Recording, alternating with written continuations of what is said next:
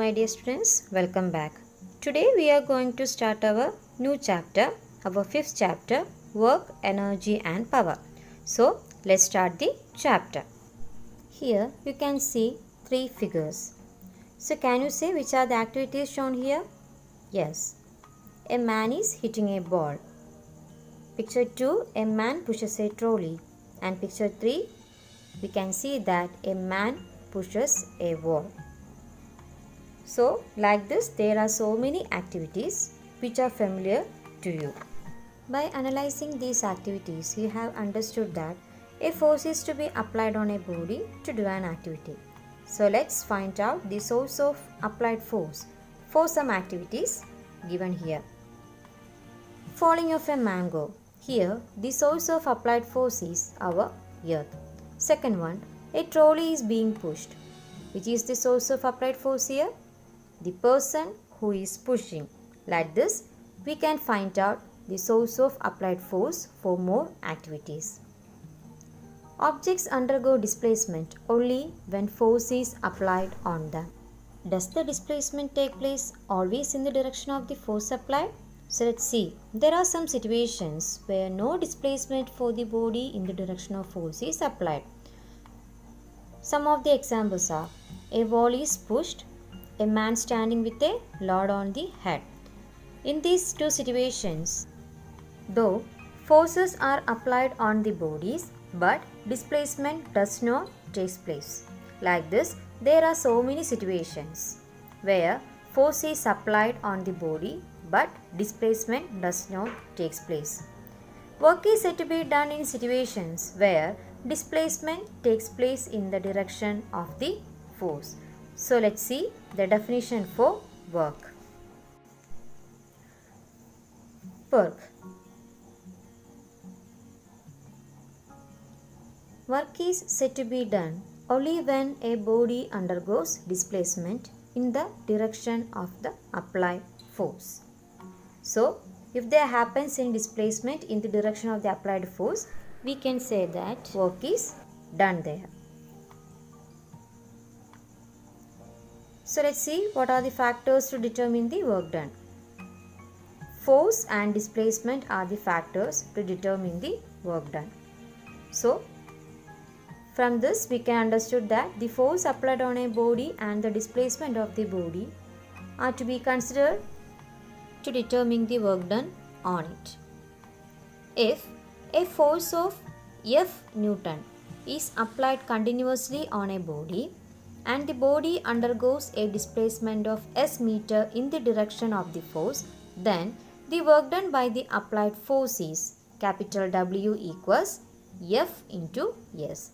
That means if we are applying a force of F Newton on a body and according to that force, the body undergoes a displacement of S meter in the direction of the force, then we can say that the work is done by the applied force in the particular body. And we can find out the work done by using the equation capital W equals F into S. So, the equation for finding work done is W equals F into S. So, force into displacement is the equation for finding work done. We will get the unit of work as Newton meter. That we already know.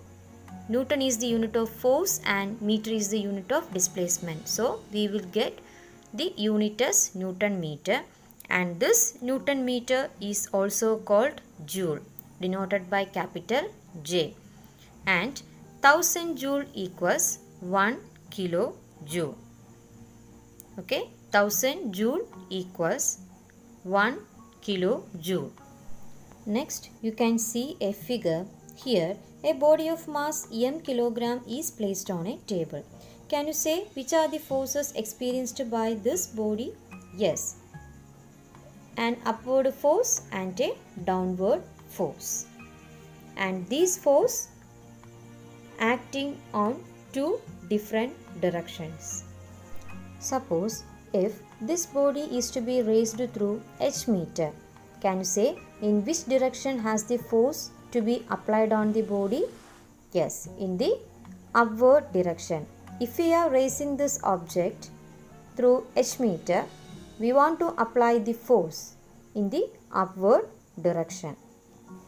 And you know that the magnitude of the force to be applied against the gravitational pull is F equals mg. If it is raised through h meter, can you say what would be the displacement? The displacement will be h meter. So, the work done by the force applied against gravitational force is W equals F into S. And we already know that F equals mg. And by applying the value of F in this equation, we will get the equation W equals mgh. That is mass into g, acceleration due to gravity, into height, that is the displacement. So when a body is raised to a height h, the work done against the gravitational force would be capital W equals mgh. This is the equation for finding work done for a body which is raised to a height from the earth. W equals mgh. Mass into acceleration due to gravity, g into displacement, h. So we studied that the unit of work is joule. So let's see what is 1 joule. For that, here you can see a question. A book of mass 100 gram is raised to the top of a table of height 1 meter. Find the magnitude of the work done by the applied force against the gravitational force. Here the value of g is given as 10 meter per second square. And from the question we have the data mass equals 100 gram, and by converting gram into kilogram we will get the value 0.1 kilogram. The height or the displacement is 1 meter.